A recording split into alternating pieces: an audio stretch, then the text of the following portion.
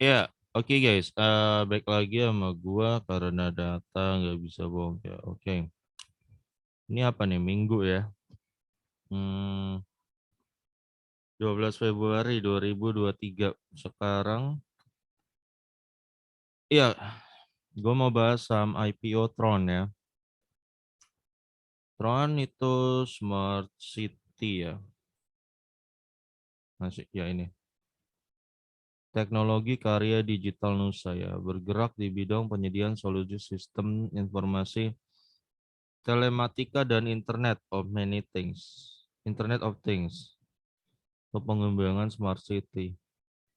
Hmm. Oke, book building 10 Februari sampai 20 Februari, efektif 24, penawaran 28 sampai 3 Maret, penjatahan 3 Maret, dan pencatatan nanti tanggal 7 Maret ya. Yang ditawarkan 750 juta saham dari itu sekitar 25% dari modal yang telah ditempatkan. Nilai nominalnya Rp20 ya guys, jadi lo hati-hati juga. Nilai nominal tuh kayak ya average lah yang dipunya si pemegang saham sebelumnya kasarnya. Kalau dia jualan ya bisa. Rentang harga 140 sampai 220 yang ditawarkan ya. Ingatnya guys, dia punya Rp20, sedangkan yang ditawarnya 140 sampai 20. Nah, memang belum pasti jualan kayak gitu ya, tapi kemungkinan kalau dia mereka mau jualan ya bisa gitu. Ya, jadi bahan pertimbangan aja. 30% akan digunakan untuk belanja modal dalam bentuk penambahan area operasional lokasi di Jabar. Sisanya tuh bakal digunain untuk modal kerja ya, yang terdiri dari operasional proyek pekerjaan, pengembangan smart city dan business solution provider dalam aspek transportasi di berbagai kota Indonesia. Oke. Ini pemegang saham sebelum IPO PT Daya Kemilau Nusantara 99%, 99,8. David Santoso 0,1, Rudi Budiman Setiawan itu 0,06 ya. Ini sebelum IPO nih guys. Sesudah IPO, sesudah ditawarin ke lu, maka komposisinya akan begini. PT Daya Nusantara 74%, David Santoso 0,1%, Rudi Budiman 0,0 berapa tuh? 4, dan masyarakat ini lu 25%. Jadi total saham beredar 2,9 miliar ya. Oke. Ya, laporan keuangannya udah gue rantumin di sini untuk Tron ya. Tron. Ekuitas 2021 28 miliar ya. Dan 2020 nih sampai November udah naik 60 miliar ya. Naiknya 110% ya. Oke.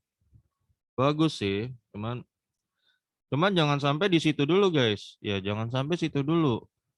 Lihat lembar saham beredarnya ada berapa. Dia nawarannya berapa. Kalau bagus ditawarin terlalu mahal juga ya jadi nggak berharga dong nilai sahamnya gitu loh. Dia nawarin berapa? Nanti akan beredarnya 2,9 miliar guys ya. Berarti book value-nya ini Rp10 dan berarti ini Rp20 book value-nya ya. Berarti book value-nya cuma Rp20 per lembar yang lo beli. Nilai aslinya sebenarnya. Ya. Lo kok bisa kecil gitu bro ya? Iya bisa kecil karena dia terbitinnya banyak nih 2,9 miliar. Dia harus dibagi ke ini kan. Ini bagi ini maka lo dapat angka 20. Ya guys, 20-an. Karena dia ekuitasnya cuma segini, lembar sahamnya dia terbitin 2,9 miliar. Kalau dia cuma terbitin totalnya 295 juta ya book value-nya jadi 200 jadi ada harganya gitu loh. Tapi karena dia miliaran ya jadi cuma Rp20.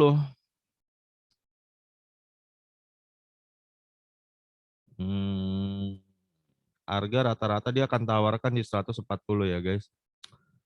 Berarti PBV 6,86 tuh. Ingat ya guys, jadi dia book value-nya 20 dan si pemegang sahamnya juga memang lamanya juga punyanya di RP20 nilai nominalnya. Sekarang kita bahas laba.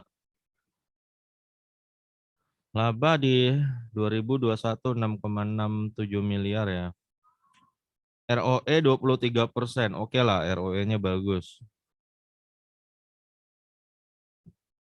Lalu di 2022 sampai November dia punya 13,5 miliar. Naik 100% labanya ya. ROE 22%. Kalau di Desember jadi berapa sih? Coba kita hitung dulu. Kalau sampai Desember 13.565 dibagi 11 1.233 dikali 12 ya. 14.796 ya. Berarti jadi ini Desember kira-kira labanya segini ya. Meningkat 121%. ROE 24% ya. ROE-nya oke, bagus guys. Cuma lagi-lagi lu jangan, oke dia naik 121%, oke lah. Tapi lu jangan terjebak sampai di situ aja. Lu lihat dulu, bandingin laba ini lu bagi ke saham beredar tadi. Dapat berapa? Lalu dapat value sebenarnya dari lembar saham itu. Value ya. Maka dapat EPS lah namanya lah. Nah, EPS-nya ternyata 2,2 dan ini 5,02 doang ternyata EPS-nya 5,02. Ya. Kalau lu pakai rumusnya Benjamin Graham ya, lu jangan beli barang lebih mahal dari IPS kali 10-nya. Maka 5,02 dikali 10 ya 50. Jadi menurut Benjamin Graham nih saham kalau bisa lu jangan beli di atas harga 50. Di atas 50 menurut Benjamin Grahamnya mahal. Tuh ya. Dan dia tawaran di harga berapa? 140. Itu aja. Kalau gua ngitung dari dividen. Nah, ini gua kebijakan dividen gua udah dapet nih ya. Dia tuh sebanyak-banyaknya akan bagikan 20%, tapi pakai tutup buku tahun 2023. Jadi baginya baru tahun depan ya. Ya seumpama 20% dikali 5, maka dia dividennya cuma RP 10 ya harusnya. 1. Ya RP1 dividennya. RP1. RP1 ya maka kalau dari Benjamin Graham kasih segini ya kalau dari gua kali 10 20 ya segini. RP10 dan RP20 harganya dia. Nah itu kalau dari gua guys. Ya, harganya ini di sini fundamentalnya. Kalau dari Benjamin Graham di sini. Dan dia tawarin lu 140. Ya lu simpulkan aja sendiri ya. Gua nggak mau bilang apakah itu jelek bagus, harusnya lu udah tahu. Berprospek ya ke depan ya. Dari sisi bisnis ya mungkin aja, tapi untuk ya dia harus kerja keras sih menurut gua ya.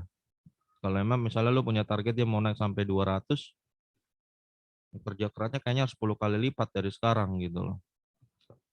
Satu lagi kenapa bisa begitu bro ya itu lembar sahamnya dia banyak 2,9 miliar.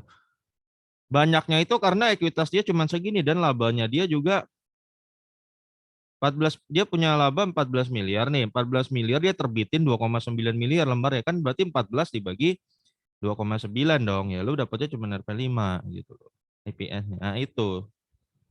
Ya kenapa jadi kecil?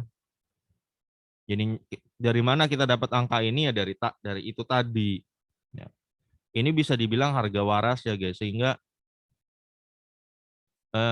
lu beli barang tetap di apa ya di koridor kewarasan gitu loh. Ya kalau nggak waras tuh jadi gini loh. Misalnya lu beli permen harga permen 200 ya nggak sih ya 1.000 lah satu gopek lah satu lah misalnya gua nggak tahu sekarang berapa ya. Dan lu beli permen itu dijual harga 50.000 kan itu nggak waras ya nggak mungkin di dunia nyata ada yang mau tuh. Tapi di saham bisa guys, barang RP50 dijual di 5.000 tuh bisa. Memanfaatkan ketidaktahuan publik, kebodohan, FOMO, macam-macam kehebohan itu bisa dilakukan. Bisa. Nah, dengan lu tahu angka ini nih guys, angka-angka ini lu tahu jadi barang yang lebih ternyata range-nya cuma di harga segitu sehingga lu tahu tinggal lu tidak terjebak ke dalam ketidakwarasan lah intinya. Terjebak ke dalam ketidakwarasan. Ya enggak? Itu aja. Ya sama terjadi di saham WIRT itu kan. Sempat tembus 1.000 ya karena kan barangnya dia cuma di RP berapa lu pada beli 1.000 ya. Ketidakwarasan namanya. Oke, gitu aja guys ya. Oke, sampai sini guys untuk saham Tron ini. Ya, semoga bermanfaat. Sampai ketemu lagi video gue berikutnya karena data nggak bisa